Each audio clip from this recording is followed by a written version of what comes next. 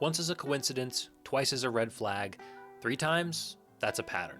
And right now, gambling Twitter has a pattern.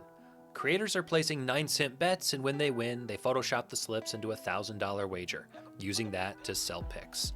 Names like Chili Bets, SGP Parlay, and Blitzer aren't isolated scandals, they're symptoms.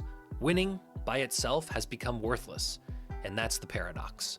The truth doesn't matter, the dollar amount does.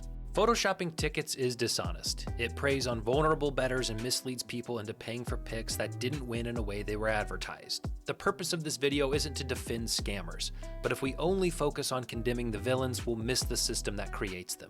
Every bettor assumes the goal is winning.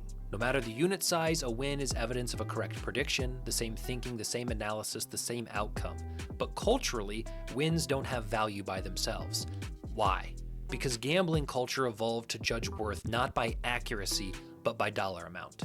A correct prediction is no longer impressive, a payout is. This is the heart of the paradox. The industry rewards the illusion of wealth more than the reality of being correct. Every corner of the gambling niche uses the same value metrics: big wins, big tickets, life-changing payouts. No one goes viral for betting responsibly. Pick selling is less risky than actual gambling, and credibility sells subscriptions. So the formula is pretty straightforward. Get clout by showcasing big wins, clout creates the illusion of credibility, and credibility leads to paying customers. Betting with a large bankroll is risky, expensive, and often impossible. So the shortcut is placing 9-cent bets, hoping the long shot hits, photoshopping the tickets, and profiting. The market doesn't reward winning anymore, it rewards spectacle. And the product isn't the picks, it's the perception of success, the illusion of hope, the promise of this could be you. They aren't really even selling picks. They're selling dreams, FOMO, and most importantly, envy. In my previous video, I talked about a different problem that stems from the same idea.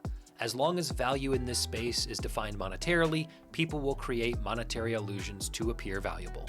This isn't unique to gambling, but as gambling becomes more mainstream, these problems will only magnify until the culture shifts. And I don't think the culture is ever going to shift. So yes, Chili Bets, SGP Parlay, and Blitzer made bad choices, but they're also responding to a broken incentive structure. That doesn't excuse their behavior, but hopefully it explains it. The gambling industry predicates itself on unrealistic expectations. The more money you show, the more legitimate you appear. The culture rewards appearance over reality, spectacle over process, and screenshots over thinking. We often treat pro gamblers like heroes. We want to be as smart, driven, and most importantly, rich as them. They create the fantasy and they set the standard. And I'm not saying professional gamblers are at fault, but they feed the illusion every time they post how wealthy they are. They'll never tell you how they do it. No, that would kill their earn. But the sentiment still remains, if you win big, you matter. So it's no wonder people will do anything to look like they win big.